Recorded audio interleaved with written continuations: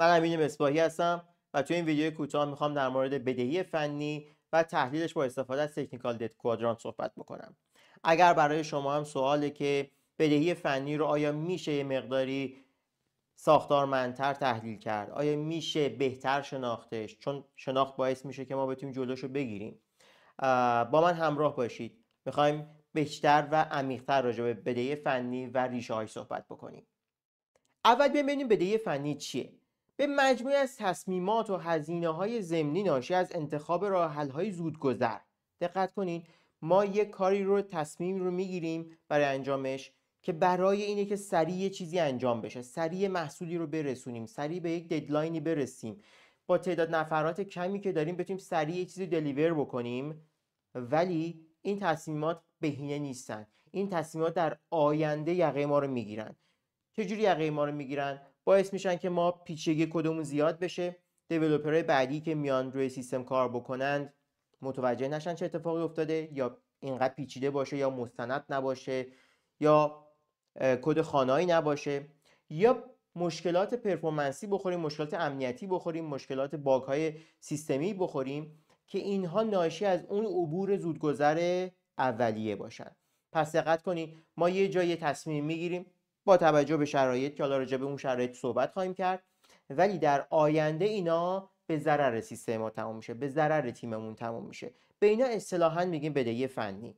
یعنی ما برای عبور از یک شرایطی که الان توش درگیر هستیم، یک شرایط بدتری رو در آینده به وجود میاریم. خب یک ترم دیگه هم باید دقت بکنیم، اینکه بدهی فنیه. بدهی رو باید باز پرداخت کرد. پس این چیزی نیستش که بگیم که ما الان یه کاری میکنیم بعدا ازش عبور میکنیم، بعدا حتما یه جایی بایستی رو باز پرداخت بکنیم. حالا اگر خیلی خوششانس باشیم قرض الحسن است و همون قد برمیگردونیم، که عموما اینطور نیستش و عموما باید با بهرهش برگردونیم. اون بهره بار مضاعفی برای ما داره، گاهن حتی منجر به متلاشی شدن محصولمون میشه، اینقدر بهره‌اش سنگین میشه. بدهی فنی فقط راجع به کد نیستش، فقط راجع به معماری نیستش، فقط راجع به مستندسازی نیستش. بدهی فنی رو کلاً از جنبه‌های مختلفی بررسی می‌کنیم. یکیش کد، یکیش باگ هامونه، یکیش طراحی سیستممونه، یکیش معماری سیستممونه، یکیش تست های سیستممونه، یکیش راجع به دیتاست. حتی یعنی ما یک جایی حتی کمکاری راجع به گردآوری دیتا یا تدقیق دیتا یا ولیدیشن دیتا میکنیم و بعداً برامون هزینه‌های بیشتری رو به بار میاره. پس بدهی فنی رو ما فقط به عنوان کد دت نمیشناسیم یا به عنوان دیزاین دت نمیشناسیم. بدهی فنی یک ترم کلی هستش که به همه جنبه‌های فنی محصولمون تعلق میگیره. خصوصیات مشترک بدهی فنی چی هستند؟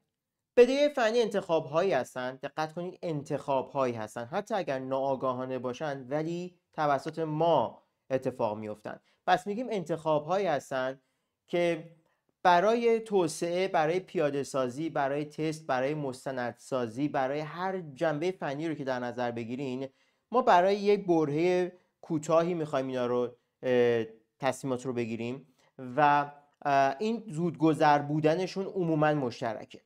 دومی که هزینه‌های بلند مدت دارن. یعنی درسته که نفع کوتاه مدتی داره، یعنی ما در برهه کوتاهی اون کد رو پاس میکنیم، وقتی که از مستندسازی پرهیز میکنیم سریعتر به یه چیزی میرسیم، یا اگر تست انجام نمیدیم سریعتر به مرحله ریلیز میرسیم، ولی هزینه‌هاش بلند مدته. یعنی اگر یه چیزی باشه که این شرایط رو عموما نداشته باشه، ترم بدهی فنی بهش نمیگیم، شاید بهش گفت باگ یا هر چیز دیگه، ولی بدهی فنی نیست. بدهی فنی عموما هزینه‌های بلند مدت داره. خب پس میگیم که هزینه بلند مدت چیه؟ اینه که مثلا بعدها بهره‌وری تیم ما رو میاره پایین، بعدها مینتینبیلیتی کد ما رو میاره پایین، بعدها باگ های بزرگی ایجاد میکنه که ما به این راحتی نمیتونیم برطرفشون بکنیم. و نکته بعد این که باز پرداخت بدهیاشون سنگینه. یعنی اینکه ما برای اینکه اینا رو بتونیم اصلاح بکنیم با دشواریایی روبرو خواهیم بود. این دشواری‌ها چیست؟ مثلا اینکه شما 2 سال دیگه دیولپری میارین که میخواد بشینه کد حتی اصلاح بکنه، حتی نیت این داره که بشینه خیلی مسائل رو تصحیح بکنه، ولی کن متوجه کد نمیشه به خاطر اینکه مستندسازی خوبی نداره یا به خاطر اینکه کد خانایی نیستش. یا مثلا فرض کنید که شما بیزنستون رشد میکنه و اون بدهی فنی پرفورمنسی که قبلا داشتید اینجا یقتون رو میگیره. پس میگیم که بازپرداخت بدهی جزو خصوصیت‌های یک بدهی فنیه. حتما شما یه روزی بازپرداختش خواهید کرد، مگر اینکه کلا همه چیزو بیخیال شید. پس بدهی فنی، اگر به چیزی میگیم بدهی فنی، یعنی اینکه یه روزی بازپرداخت داره، یعنی هزینه بلند مدت داره و اینکه توی برهه کوتاهی میخواستیم یه کاری رو انجام بدیم ولی در بلند مدت گریبانگیرمون شده. خب حالا انواع بدهی‌های فنی چیان؟ ما بدهی فنی آگاهانه داریم، یعنی خودمون میدونیم که داریم یه تصمیم میگیریم، منافع و ضررهاش رو با هم بررسی میکنیم، می‌بینیم که منافع سنگینی میکنه، پس در نتیجه میتونیم این بدهی فنی رو ایجاد بکنیم. مثل زمانی که شما میرین قرض میکنید ولی میگید که این قرضه من میتونم برام باشه کاری انجام بدم با اون پول که بعداً منافع بیشتری برام داره، پس مثل وام گرفتن میمونه. یک روزی با استفاده از سودی که داریم میگیم که خب کار خوبی کردم که اون وام رو گرفتم. پس میگیم بدهی فنی آگاهانه intentional، یعنی خودمون خواستیمش، deliberate یا active گفته میشه بهش. از طرف روبروش بدهی فنی ناآگاهانه داریم. بدهی فنی ناآگاهانه یا accidental یا unintentional یا passive بدهی فنی هستن که ما عموما دانشی نداریم، افتادیم توی چاله‌ای، یعنی اینکه اشتباهاتی رو انجام دادیم که ناشی از بی‌تجربگی، ناشی از عدم دانش، عدم مطالعه و امثال اینها به وجود میادش. ما بهشون اشراف مطلع نیستیم از عوارضش، پس در نتیجه میتونه آسیب‌های خیلی بزرگی به ما بزنه، میتونه از بیخ گوشمون رد بشه. پس این نوع بدهی هم داریم، بدهی فنی ناآگاهانه. یه سری بدهی فنی هستن که تکاملی هستن، یعنی بهشون میگیم evolutionary technical debt. اینا در طول زمان به وجود میان، یعنی نیاز سیستم تغییر میکنه، یعنی اینکه شرایطی که ما توش قرار میگیریم تغییر میکنه و این بدهی‌های فنی به وجود میان. ناشی از آگاهی یا ناآگاهی ما نیستش، ناشی از تغییر شرایطی که در طول زمان پیش میاره این بدهی ها رو. خب حالا خوبه که راجع به بدهی فنی بیایم یه مقداری ساختارمندتر فکر بکنیم، یعنی بفهمیم که این بدهی فنی که ما داریم چرا به وجود اومده، چه جوری به وجود اومده. ببینید این که ما بیایم از یه ترم بدهی فنی استفاده بکنیم تا ابد به مدیرانمون بگیم که آره این یه بدهی فنی بوده که این اتفاق افتاده، آره تقصیر قبلی‌ها بوده که این اتفاق افتاده، آره ما الان منابع نداریم که این بدهی فنی به وجود آوردیم، اینا خیلی کلیگوییه. درست مثل این که یک مریضی رو بگیم که این مریضه، ولی اینکه چطور مریض شده، آیا این مثلا آگاهانه خودشو در معرض یک بیماری قرار داده، آیا یک ناپرهیزی قرار داده، آیا این یک بیماری زمینه‌ای داشته. این وقتی اینا رو ما میدونیم، اینها رو شرح حال میگیره از بیمار پزشک و شروع میکنه تحلیل کردن محیط زندگی این فرد رو، تغذیه‌اش رو، ژنتیکش رو، عوامل مختلف رو میبینه، بعداً برای درمانش بهتر میتونه اقدام انجام بده. ولی میتونه بدهی فنی تبدیل به بهانه بشه برای تیم‌های فنی. آقا دیولپر قبلی این کارو کرده، آقا تیم مدیر فنی قبلی بد تصمیم گرفته، معمار قبلی این مشکل رو به وجود آورده، یا اینکه الان مجبوریم، کاری چه میشه کرد. خب پس بدهی فنی میتونه تبدیل به یک لغلقه زبانی بشه توی تیم ها و جلوی پرفورمنس تیم رو بگیره. پرفورمنس منظور پرفورمنس کد هم نیست، یعنی اینکه اجایلیتی کد، اجایلیتی ببخشید تیم گرفته بشه، تیم پویا نباشه، تیم همیشه بهانه‌ای تو آستین داشته باشه برای اینکه بگه آقا این بدهی فنی بوده، یا یک توجیهی داشته باشه برای کمکاری، یا توجیهی بتراشه برای یک مدیر میانی که در حقیقت تأثیرات بلند مدت یک تصمیم رو نمیبینه و میاد فقط میگه خب الان بدیم بره و نمیخواد ببینه که بعدها چه بلایی سر تیم و بیزنس میاد. این خیلی مهمه که بهش بپردازیم، چون گاهی اوقات تو انتخاب شغل ما تاثیر میگذاره، یعنی که ما با یک سازمانی باید کار بکنیم یا با یک سازمانی باید خداحافظی بکنیم، به خاطر اینکه بعضیا نمیخوان بفهمن که دارن تصمیم میگیرن که بعداً دچار فرسودگی میکنه تیم رو، بعداً دچار فرسودگی میکنه محصول رو، مشتری رو، و همه اینا رو تاثیر میگذاره. پس تحلیلش به ما کمک میکنه برای تصمیم بهتر.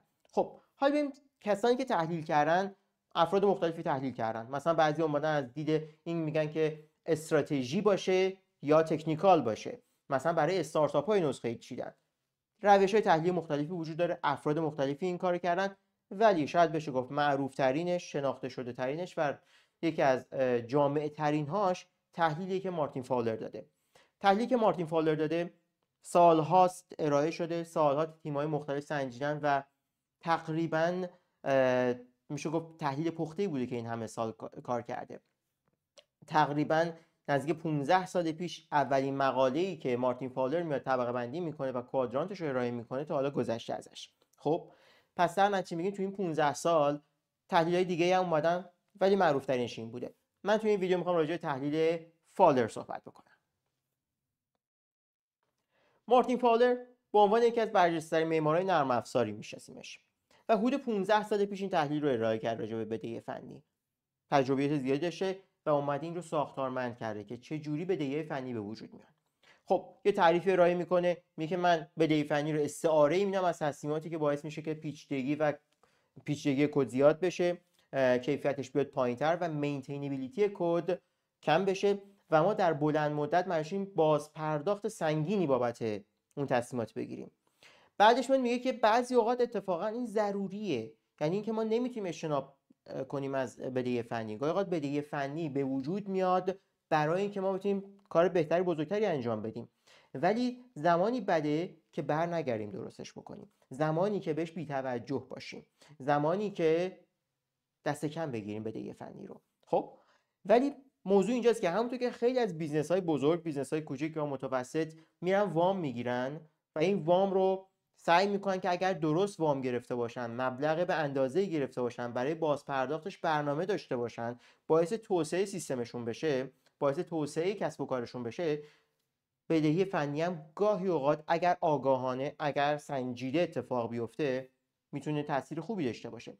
مشکل اونجایی پیش میاد که ما یا ناآگاهانه و بی توجه به عوارضش این کار رو انجام میدیم، یا اینکه خودمون رو گول میزنیم، یعنی اینکه تصمیم بد میگیریم، بدهی فنی نابجایی ایجاد میکنیم ولی خودمون رو گول میزنیم که نه این لازم بود، ما شرایطش رو نداشتیم که طور دیگه انجام بدیم.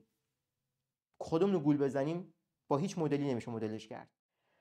فاولر میاد یه کوادرانت ارائه میکنه، یه ربع بندی ارائه میکنه، یعنی تو 4 بخش تقسیم بندی میکنه اینها رو و رو 2 تا محور میسنجه اینا رو. یک، اینکه آگاهانه است یا اینکه ناآگاهانه است، یا اینکه اصطلاحا میگه که deliberate یا inadvertent.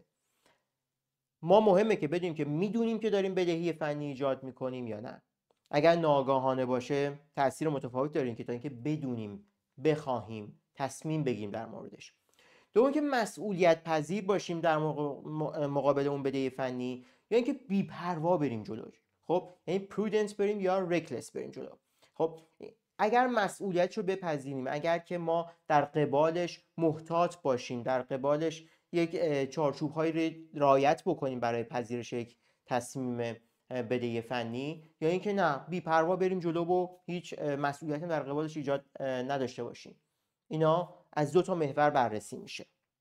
خب اولین نوع از انواع بدهی فنی به تعریف فاولر. اگر دقت بکنید بالا سمت راست میگیم آگاهانه و منطقی، یعنی deliberate و پایینش هم prudent. وقتی که ما داریم راجع به این چنین بدهی فنی صحبت میکنیم، یعنی که تیم میدونه که داره بدهی فنی ایجاد میکنه، یه سری اهداف کوتاه مدت داره که براش برنامه‌ریزی کرده و تصمیم میگیره که بدهی فنی رو ایجاد بکنه. مثلا میگه که من الان یه رقیبی دارم که داره وارد بازار میشه و 1 ماه دیگه محصولش میده، من الان باید برسونم وگرنه شاید بیزنسم از دست بره. خب این نگاه کنید آگاهانه است، باز اون گول زدنه نیستش که بگیم که ما الان بودجه نداریم، الان فلان نداریم ولی هیچ برنامه‌ای هم براش نداشته باشیم. یعنی میدونه که اون منفعتی که براش ایجاد میکنه منفعت سنجیده‌ایه. بعد میگه که برای بازپرداختش عموما برنامه دارن، یعنی نیستش که بگیم به امون خدا رهاش بکنیم، ما الان پول نداریم، ما الان رقیبمون داریم، ما الان اینجوری الان اونجوری، هی بهانه بتراشیم و براش برنامه نداشتیم. اینکه برنامه‌هایی داشته باشیم که خودمون بهش باور نداریم، یعنی اینکه آره یه روزی برمیگردم درستش میکنم. هیچ وقت برنمیگردن تیم‌های چنین چیزایی رو درست بکنن. خب این عموما خردورزانه ترین بدهی فنی، بهترین بدهی فنی، چون آگاهانه است، چون براش برنامه داریم و محتاط میریم جلو، یعنی میدونیم که برمیگردیم اصلاحش میکنیم و اون هدف کوتاه مدت رو باز پرداختش رو در نظر گرفتیم که چجوری باید برگردیم و درستش بکنیم. پس این نوع اول و شاید بهش گفت بهترین نوع بدهی فنی. نوع دوم میگیم که پرودنت، یعنی محتاطانه است، یعنی مسئولیت پذیری نسبت بهش، ولی ناآگاهانه است، اینادورتنته. کی این اتفاق میفته؟ زمانی که مثلا ما میریم یک فریمورک، یک لایبرری، یک ابزاری رو انتخاب میکنیم ولی دانش کافی نسبت بهش نداریم، یا اینکه نسنجیم دقیقاً آیا فلان قابلیت رو داره یا نداره، یا اصلا نسنجیم که آقا من قراره تو 6 ماه آینده مثلا درآمدم به فلان قدر برسه و لایسنس این لایبرری میگه که شما تا قبل از اون درآمد مجازی که اینو رایگان استفاده بکنید. خب همه اینها میتونه چیزهایی بشه ما میگیم که ناآگاهانه است ولی محتاطانه است، یعنی تحقیق کردیم یه جایشو ندیدیم، معماری رو میدونستیم چیه ولی تو معماری سری چیزایی رو جا انداختیم. عموما چنین در حقیقت تصمیماتی، عموما نمیگم همیشه، عموما وقتی که تیم مطلع میشه ازش برمیگرده و اصلاحش میکنه. یعنی نگاه کنید چرا برمیگرده اصلاح میکنه؟ به خاطر اینکه محتاطه، میدونه که باز پرداختش میتونه سنگین و سنگین و سنگین تر بشه، اول کار نمیرسه بعدا متوجه میشه. البته میگم عموما نه همیشه، گاهی اوقات ما یه چیزی انتخاب میکنیم که مجبوریم هزینه‌های خیلی خیلی کلانی براش بپردازیم. مدل سوم میگیم آگاهانه است، یعنی دلیبریته، ولی در عین حال رکلسه، یعنی غیر مسئولانه است. مثلا میگیم که ما برنامه‌ای برای یونیت تست نوشتن نداریم تو تیممون. خب این کاملا میدونیم که یونیت تست خوبه، میدونیم که یونیت تست چیه، ولی تصمیم میگیریم آگاهانه که ما نمیخوایم بنویسیمش. این چیز خوبی نیست. عموما هزینه‌های بازپرداخت چنین بدهی‌هایی سنگینه. چرا؟ به خاطر اینکه آگاهانه یک چیزی رو ایگنور کردیم. یعنی میدونستیم که یونیت تست خوبه ولی رفتیم جلو، یعنی آگاهی داشتیم ولی بی‌پروا رفتیم جلو، مسئولیت نمیپذیریم در مقابل تصمیمی که گرفتیم. این نوع بدهی است که بدهی بدی است. نوع چهارم inadvertent، ناگاهانه و در عین حال reckless، بی‌پروا، غیر محتاط. تو چنین شرایطی که افتضاح ترین بدترین بدهی‌ها به وجود میاد، یعنی که اصلا ما جهل مرکب داریم، نمیدونیم که چی رو نمیدونیم و اصلا بدون در نظر گرفتن هیچ مطالعه‌ای بی‌پروا یک کاری رو ایجاد میکنیم و بعد میریم جلو و جلو و جلو و جلو و بعد چون نمیدونیم، احتیاطی هم راجبش نداریم، برنامه‌ای هم براش نداریم، هزینه‌های بسیار سنگینی به اون تحمیل میشه. این خیلی زیاد اتفاقا دیده میشه. فکر نکنیم که گاهی اوقات افراد شاید ادای این رو در بیارن که ما میدونیم، ما مصالحی داشتیم که اون بدهی فنی رو ایجاد کردیم، ولی واقعا نمیدونستن. به خاطر اینکه بدونی مثلا برای یک نوع نرم افزارهای تست از نون شب واجب تره، ولی با خودت مرور میکنی میگی که نه من الان وقت نداشتم، یعنی که اصلا نمیدونی که اهمیت اون چیه. پس اینو میشه حتی گاهی اوقات جزء طبقه ناآگاهانه طبقه بندی کرد برای بعضی از تیم ها. خب حالا دیدیم که توی مدل فالر چجوری میتونیم پروژه ها رو طبقه بندی بکنیم تو 4 گروه، بگیم که آگاهانه و محتاطانه، یا ناآگاهانه و محتاطانه، یا آگاهانه و بی‌پروا، یا ناآگاهانه و بی‌پروا.